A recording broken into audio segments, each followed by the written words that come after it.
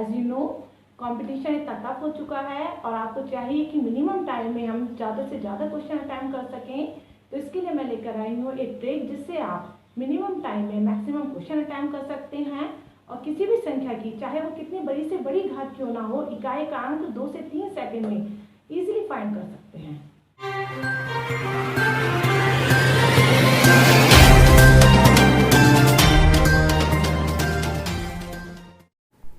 किसी संख्या की इकाई का अंक निकालने के लिए 4 नियम होते हैं। इन 4 नियम की सहायता से आप किसी भी संख्या की घात चाहे कितनी भी बड़ी से बड़ी क्यों ना हो, ईजिली आप 2-3 सेकंड में निकाल सकते हैं। देखिए, इकाई का अंक निकालने के लिए पहला नियम क्या है।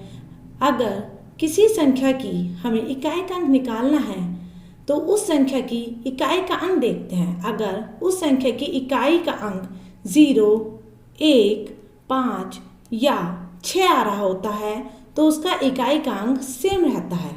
देखिए, पहला है 556 की घात 239। इसमें इकाई का अंक क्या है? 6। क्या है इकाई का अंक? 6। देखिए, 6 जो है फर्स्ट नियम में है, फर्स्ट नियम को सेटिस्फाई करता है, तो इसमें इकाई का अंक क्या होगा? 6। ठीक है। ऐसे ही अब देखिए 655 की घात 104। इसमें इकाई के अंक को देखेंगे, क्या है? 5।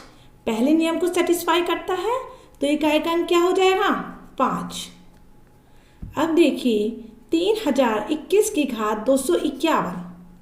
इसमें इकाई का अंक क्या है? 1। पहले नियम को सेटिस्फाई करता है तो इकाई का अंक क्या होगा? 1। देखिए, घात को लेकर आप बिल्कुल कंफ्यूज मत होइएगा। इसमें आपको घात नहीं देखनी है, सिर्फ आपको इकाई का अंक देखना है। ठीक है। 420, इसकी घात क्या है? 104। घात के लिए बिल्कुल कंफ्यूज मत होइएगा, इकाई का अंक देखेंगे 0। 0 जो है फर्स्ट नियम को सेटिस्फाई करता है तो इकाई का अंक क्या होगा? 0। ठीक है, ये पहला नियम है। अब इसमें आ जाइए दूसरा नियम। देखिए, दूसरा नियम क्या कहता है। अगर हमें किसी संख्या का इकाई का अंक निकालना है तो उस संख्या की इकाई का अंक में 2, 4, 8 आए तो फिर उसकी घात देखते हैं। अगर घात 4 है या 4 का गुणज, मतलब 4 के मल्टीपल में है या 4 से पूरी तरीके से डिवाइड हो जाता है तो इकाई का अंक हमेशा 6 मिलेगा। देखिए, पहले हम इसमें देखते हैं इकाई का अंक क्या है? 2।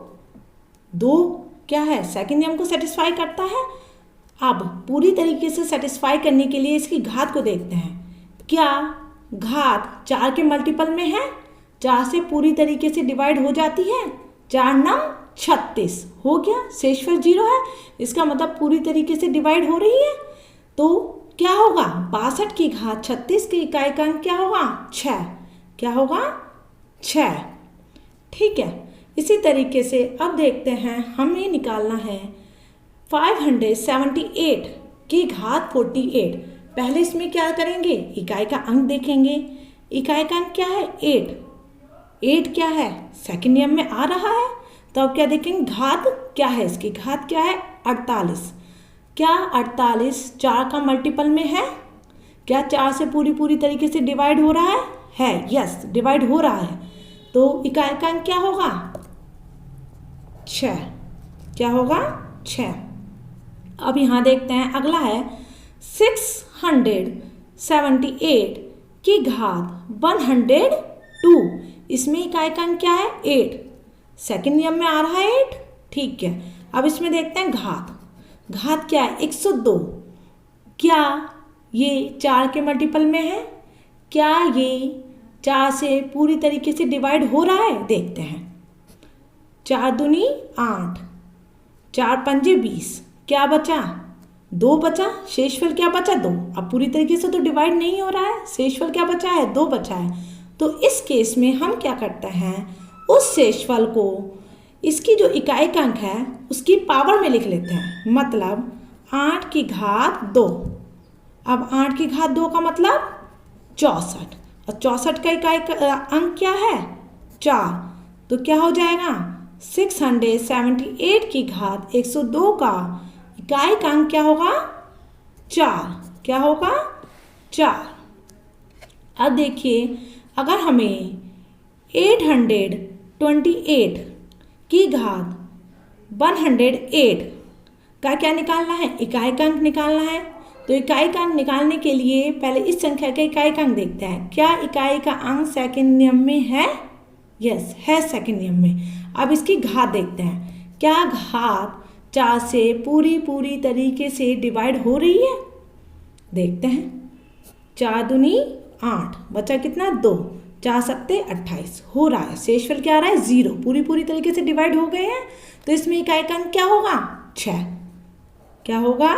6। क्योंकि अगर पूरी तरीके से डिवाइड हो जाता है तो नियम कहता है कि इकाई अंक हमेशा 6 होगा। ठीक है। अब देखते हैं, अगर हमें 628 की घात 38 का इकाई का अंक निकालना है तो पहले इसकी इकाई का अंक देखेंगे। क्या है? 8, जो कि सेकंड नियम को सेटिस्फाई करता है। ठीक है। अब इसकी घात देखेंगे। क्या घात 4 के मल्टीपल में है? क्या घात 4 से डिवाइड है? देखते हैं। 4 नाम 36, बचा कितना? 2। शेषफल कितना आ गया? 2। तो 2 को क्या करेंगे? इसके इकाई के अंक की पावर में लिखेंगे। 8 की घात 2, तो क्या हो जाएगा? 8 अट्ठे 64। 64 किया इकाई का अंक क्या है? क्या है इकाई का अंक? 4। ठीक है। तो 628 की घात 38 का इकाई का अंक क्या होगा? 4। ठीक है। अब इसमें थर्ड नियम आता है। क्या आता है? थर्ड नियम। थर्ड नियम क्या कहता है? अगर इकाई का अंक क्या हो? 3, 7 हो। क्या हो? अगर इकाई का अंक 3, 7 हो तो जो संख्या है उसमें फिर घात देखते हैं। घात क्या है? अगर घात 4 हो या 4 की गुणज हो, वही सेकंड नियम की तरह, बस इसमें इकाई का अंक चेंज हो गया। इसमें इकाई का अंक क्या है? 3 और 7 होना चाहिए। तो घात क्या होनी चाहिए? 4 या 4 के मल्टीपल में होनी चाहिए या 4 से पूरी तरीके से विभाजित होनी चाहिए।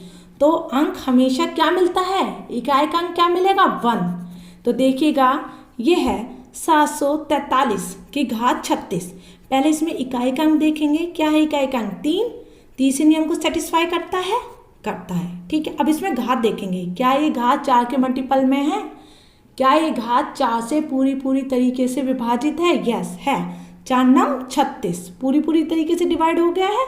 ठीक है। तो इकाई का अंक क्या होगा? 1, क्योंकि ये नियम थर्ड कहता है। अब 447 की घात क्या है? 24। पहले इसमें हमें क्या देखना है? इकाई का अंक। इकाई का अंक क्या है? 7। क्या ये थर्ड नियम में आता है? यस, आता है। ठीक है। अब इसकी घात देखेंगे। 24। क्या ये 4 के मल्टीपल में है? यस, है। 4 छम 24। ठीक है। पूरी तरीके से डिवाइड हो गया है। तो इकाई का अंक क्या मिलेगा हमें? क्या मिलेगा? 1।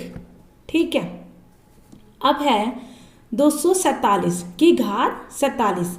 इकाई का अंक देखेंगे। इकाई का अंक क्या है? 7। थर्ड नियम को सेटिस्फाई करता है? करता है। ठीक है। अब इसकी घात देखेंगे। क्या घात 4 से पूरी तरीके से डिवाइड हो रही है? देखते हैं।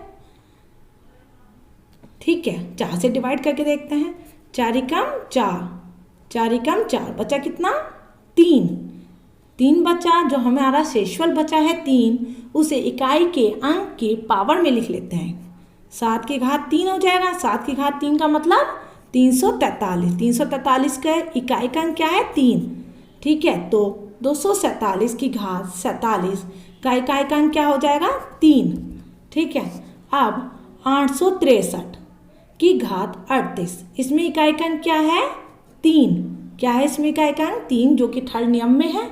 ठीक है। अब इसकी घात देखेंगे। क्या घात 4 से पूरी तरीके से विभाजित हो रही है? चलिए देखते हैं। 4 नम 36।